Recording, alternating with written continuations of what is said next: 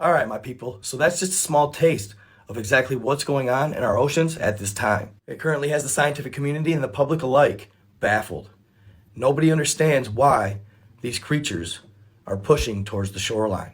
Now, granted, as you saw, the pilot whale video said it happened a couple years prior, but not all different creatures in mass. Before I begin, this is all for entertainment purposes only and all speculation, not based on any absolute fact. So what do y'all think it could possibly be? Make sure you comment your opinions below after this video. Now, according to one source, a similar occurrence took place back in 2003 that wasn't publicly aired. Many different species of marine life were washing ashore dead, seemingly out of nowhere. Others were beaching themselves, and this would result in their death. Well, it turns out the military, the Navy to be exact, was experimenting with weaponizing sonar in the area at the time. The frequencies and the sounds they were using were so loud that they actually killed a lot of the wildlife and drove others to attempt to reach shore. It's even alleged that some civilians stumbled upon mermaids washed ashore dead. The sad thing is the Navy, even before testing, documented that they estimated 170,000 marine animals, 500 different species, would suffer from these tests. Sonar systems first developed by the US Navy to detect enemy submarines use rolling sound waves of nearly 235 decibels.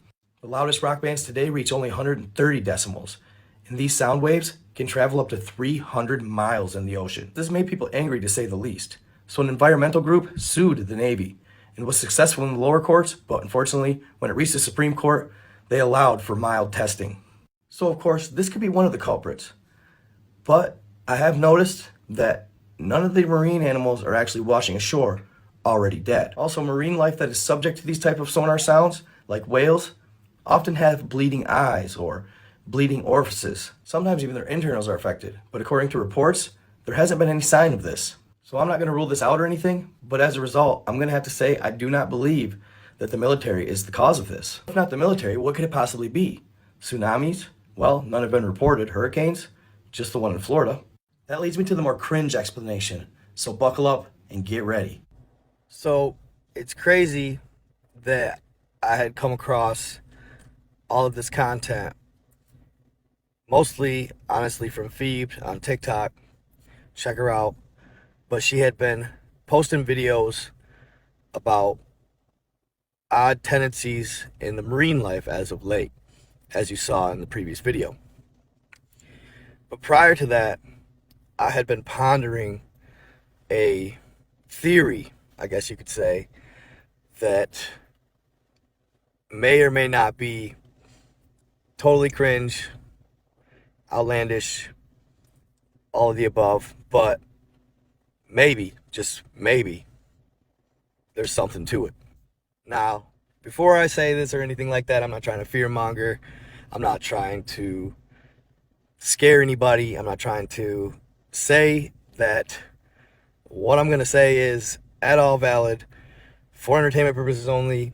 Like, it's so out there and just wild, but yet intriguing. I just have to share it.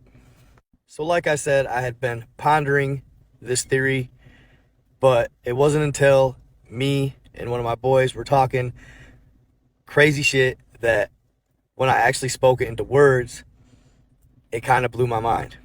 So basically, the theory I proposed is this. So we had the flood, right? Who's to say there hasn't been multiple floods throughout history, right? Throughout the history of mankind. You got the mud flood, then you got the great flood. So one day I got to thinking, what if, by chance, that these floods, or these resets, if you will, tend to happen in consistent intervals? So let me explain. Using the book of Genesis to estimate right around when the flood took place, you look at the year Adam and Eve were allegedly created, which was around 4004 BC. Using genealogy to estimate that year. And around 1,000 years later, Noah was born. So that puts you at 3000 BC, and the flood took place in his 600th year. So you're at the year 3000 before Christ, add 600 years, that puts you around 2400 BC, give or take. This would mean that the flood took place roughly 4,000 years ago. Now hold on. But that's obviously up for much interpretation. According to scientists, it was even earlier than that. For example, two marine biologists believe that after the last ice age, the Black Sea had partially dried up. At that time, it was separated from the Mediterranean Sea by the Bosporus Strait. The shore of the Black Sea was fertile and had been used by people to start farmland. They believe that when the northern hemisphere ice sheets actually started melting, it gave rise to the freshwater lake of the Black Sea. According to studies, the Mediterranean broke the Bosporus Strait about 7,600 years ago. With the force of 200 times the Niagara Falls, the Mediterranean Sea rushed in, engulfing everything, up to 60,000 square miles of land. They believe that this was passed down for 3,000 years in story, and that is the story of the Great Flood. Well, about 7,600 years ago puts us at roughly around 5 to 6,000 BC. Now, the question is, do these two events necessarily have to be the Great Flood? I say no. They could have been two separate Great Floods. The funny thing is, there are scientists that also believe the Great Flood occurred 12,000 years ago. That would have been roughly around the same time as some believe the Atlanteans and Lemurians roamed the earth. But again, around 4,000 years later. You're starting to see the trend here?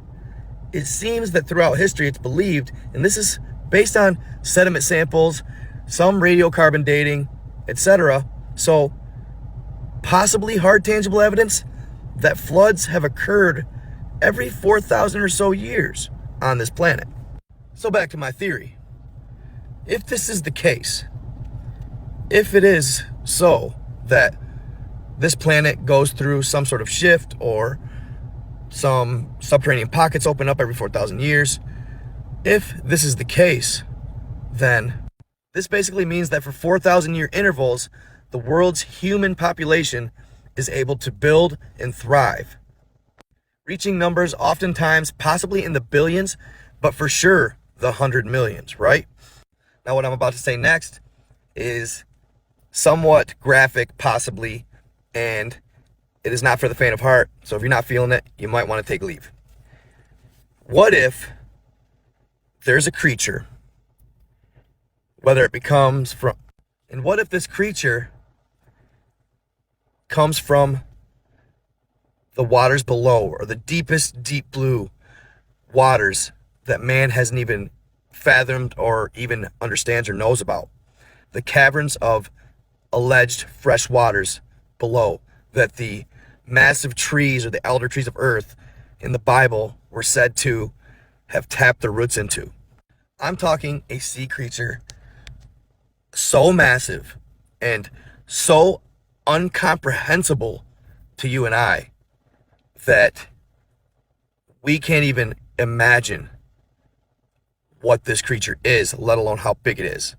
What if this absolute Leviathan-like creature has picked up on this world flood type trend, alleging that it's the case, of course, in a hypothetical scenario where a flood does take place every 4,000 years? What if this creature has made a pattern of surfacing when this is about to take place? Oh yeah, you know where I'm going with this. What if that creature surfaces to feed after the Great Flood? Not only feed, but breed as well. Every so many thousand years. This creature could be thousands of years old, or continue having descendants that live so many thousand years. Who knows? But could it be possible? And I'm not saying this is the case. I'm not saying the flood's coming. I'm not saying any of that. But what if? And of course, when I throw this out there, me and my boy are freaking out like, no way, whoa, like having fun with it. This is what this is. This is fun, y'all. It's not to be taken literally. Don't lose any sleep at night. I'm not saying the flood's coming or any of that. I'm not even saying those marine animals are running away from said creature. It just made me kind of think about something like that scenario, just with all the apocalyptic jargon and talk going on right now out in the world. Is it possible?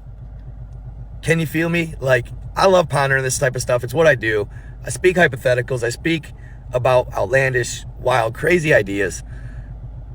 But then there was more. Then I started looking into it a little bit and actually stumbled upon something very intriguing, not only in the Bible, but the book of Enoch. But unfortunately, that's all I have time for today. We're going to have to continue this the next go around, where I will cover said stories in the book of Enoch and in the Bible. Needless to say, guys, as I said in the beginning, this is all hypotheticals. This is all just for fun. This is all just theoretical, and to see what maybe you guys think, or what you guys come up with yourselves. Let me know in the comments what you guys think or what you come up with. Absolutely awesome stuff.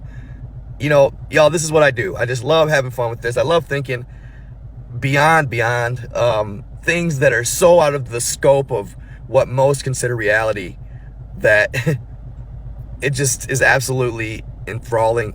And I mean, come on, like a movie script, let's go. Hey, as long as y'all keep coming back, I'm gonna keep coming with it. I'm here all week.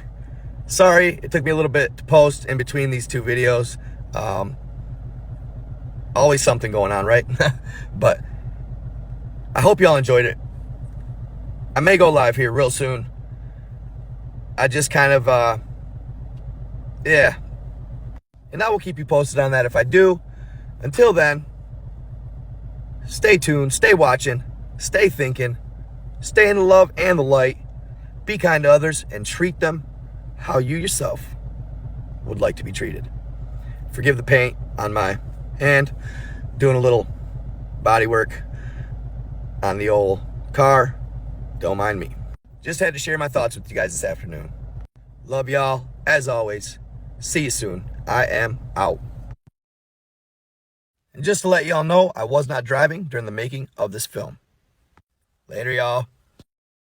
Real quick, y'all, a sneak peek into my next video. Check it out.